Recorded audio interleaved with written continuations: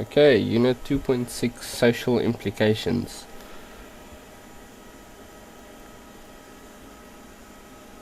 Okay, so software license agreements. So that is basically when any user pays for proprietary software, they do not actually own the software, but they only have the rights or a license for that software and to use it, and then the software still belongs to the actual developer. When you install this proprietary software, you have to agree to the terms and conditions in the license agreement. Okay. This license agreement can contain stuff like no changes or modifications can be made to the software, no copies of the software can be distributed, the software can only be installed and used on a specified device. Okay. The license agreement is also better known as the End User License Agreement, or the EULA, or the EULA, and has three types of agreements. It has a single user license, which means that the software is only for one single user or a device. You've got a multi-user license, which means the software is for multiple users or multiple devices. And then you've got a site license, which means that the software is basically unlimited, but it needs to be installed on like a group of devices or users that belong to a specific entity, like a company or a school.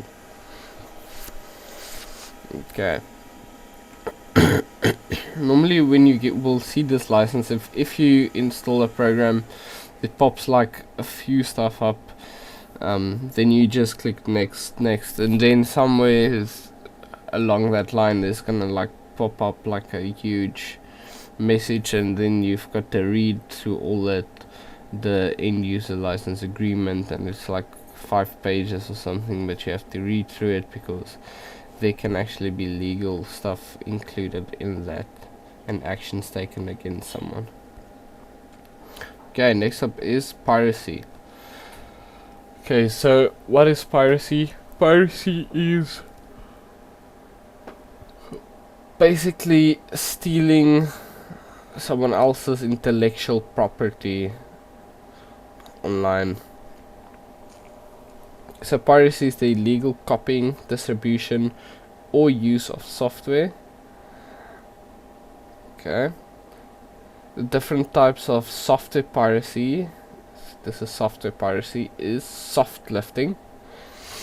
So that is when a software program with a legal license is copied just for multiple users. Okay. Then we've got client server overuse. So that is when more users than what the license agreement are saying they can use this one type of program with the one license, and then more users basically use it at once. So one license, a lot of users at one time. Okay, then we've got this hard disk loading. So that is when illegal copies of software are loaded onto hard disks of new computers to make purchases more attractive. Okay, a form of this you'll see mostly people selling second-hand computers, or an old computer. They will actually copy Windows on there, and there's a Microsoft Office, and then on the ad it looks amazing, but actually that software is illegal. Okay, then we've got counterfeiting. It is the legal duplication and distribution or sale of copyright material with the intent of imitating the copyright product. Okay, so you just make basically a false version of that software.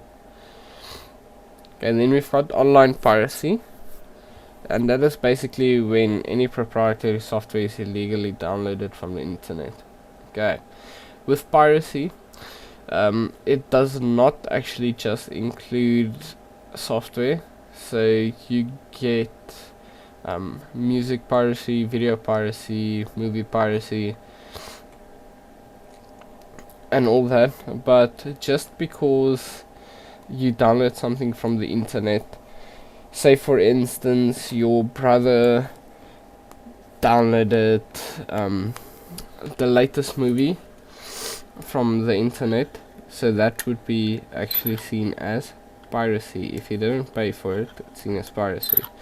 If you watch, let's say, a movie on Netflix, it will not be considered piracy because you actually paid to use that services. Okay, and a site like Netflix is not pirating any software. But if you go online and you download Windows 8 for free via BitTorrent, so that will also be seen as piracy. Okay, but let's say your brother goes online, he downloads for free, let's say Linux. Okay, if you consider that as piracy, you are wrong, because Linux is a open source, free to use operating system, and you can actually download that for free. Okay, so not all downloads on the internet of software and hardware, software and content are piracy. Then we get to copyright. So what is copyright? Copyright is basically the legal right granted to duplicate and make copies of intellectual property, but the authors or creators decide on whom and under what circumstances the users may copy their content. Okay, normally this will be found in like a teacher's guide or a textbook where it says like it is copyrighted, and then you get to like a page where it says, okay, you can copy this worksheet. So then the authors basically grant you permission just to go and copy that one page. So it's illegal to copy more than that page. Okay, then we've got copyleft. Okay, so copyleft in the Creative Commons is basically a license that allow other people to copy and use the creation, as long as they follow like rules and include stuff like the following. So attribution. So whenever the creation is used, you must give credit to original creator. It's like kind of like photo creds you do on Instagram or Facebook or whatever. It's just you acknowledge the original creator or author. Okay, then we've got non-commercial. So some creators actually say, okay, well, the creation can be used for any purpose, but it must not be aimed at making money. Okay, then we've got share alike or copyleft. So the creation can be used for any purpose, but the new work must be shared with the exact same license as the original work. Okay, and that just basically ensures that the creation stays free for anyone to use. Okay, then we've got non-derivative. So the creation can be copied and used as it is, but cannot be changed in any way. Okay, then we've got social, ethical and legal issues. Okay, so if you look at the social issues, or ethical, more unethical, is basically just questions like piracy is often seen as theft, but with theft the original owner loses the item that was stolen, but with piracy the original owner still has the item and more people just have it. Okay, so it's basically then asking, so how is piracy theft if the creator did not lose anything? Okay, so this is basically just ethical issues, like how would you say it is fair or ethical. Okay, that question is quite difficult to answer because every person basically differs. What you can see as right and what I see as doing right can be two different things.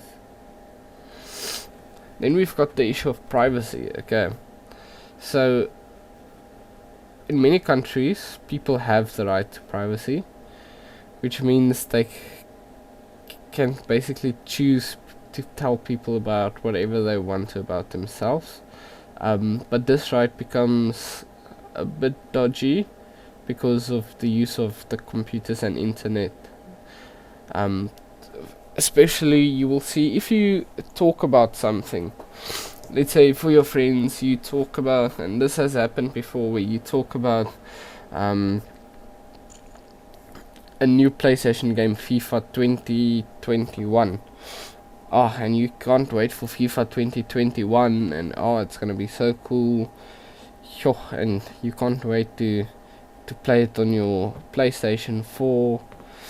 And then what you'll see is when you use your phone, you will see, there's an ad on Google here about FIFA 2021 on PlayStation 4, but you haven't searched anything. So other type of which is a bit more realistic is if you actually search, let's say, for a netball video on YouTube or on Facebook or whatever, you search for basically something related to netball, and then all of a sudden you keep on getting these ads of buying new tackies or gear for netball, buying this excellent shoes and stuff like this. So that is basically when Google and all these platforms have algorithms that basically track what you are looking at, and then basically displaying ads and stuff relevant to your interests. Okay, and some people can see this as being, their privacy is being violated because they think that these companies basically spy on them. Okay.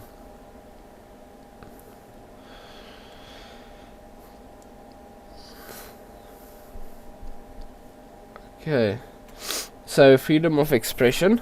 So that is basically when on the internet you can basically recreate yourself. Okay, you can change or you can create an account with a different name, a different face, etc. All of that. So you can basically be completely anonymous. Yeah, and that is where freedom of expression comes in. Okay, so normally people have the freedom of expression, but on the internet it is just horrible. Okay, so these freedoms, let's say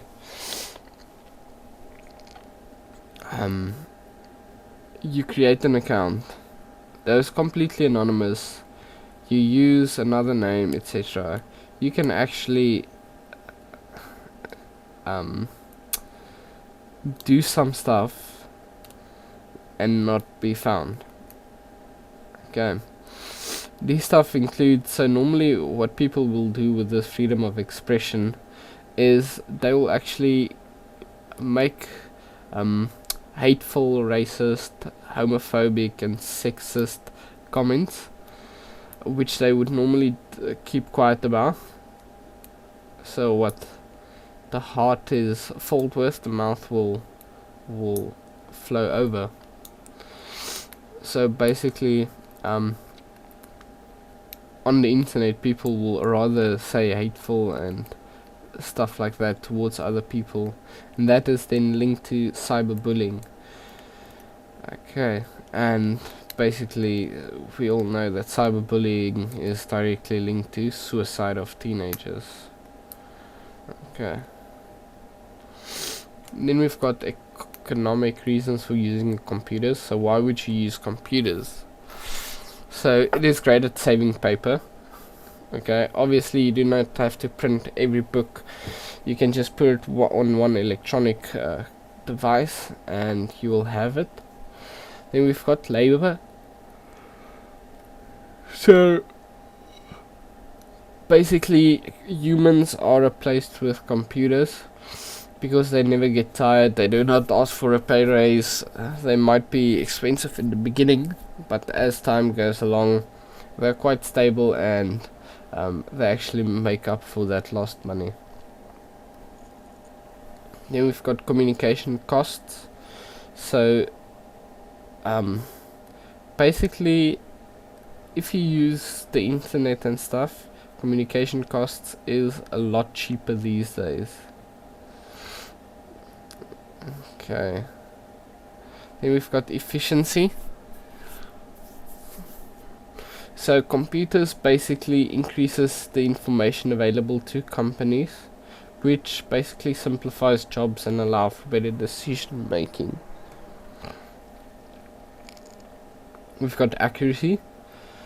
So one of the advantages is basically the accuracy which you get, and that is accuracy that comes with like either using machinery like controlling robots, or it can be seen as accuracy like the calculations are excellent and always quite accurate. Okay, then we've got reliability. So if you tell a computer to do something, if it is possible, it is gonna do something. Okay, so you can rely on a computer to give you work which you instruct it to do. It won't forget. So then last thing is the digital divide. So what is the digital divide? The digital divide refers to the growing gap between people that have access to digital technology and the knowledge about it, and the people who do not have access to digital technology or the knowledge. Okay, that is called the digital divide. Okay, the factors that attribute to the digital divide is education. So households with higher levels of education are more likely to use computers and internet. Income. So due to lower income levels, disadvantaged neighborhoods lack basically the infrastructure available in wealthier areas. And lastly, location. So households that are in rural areas may have very little access or exposure or need for technology. Okay, so next up is just activity 2.7, all of the questions.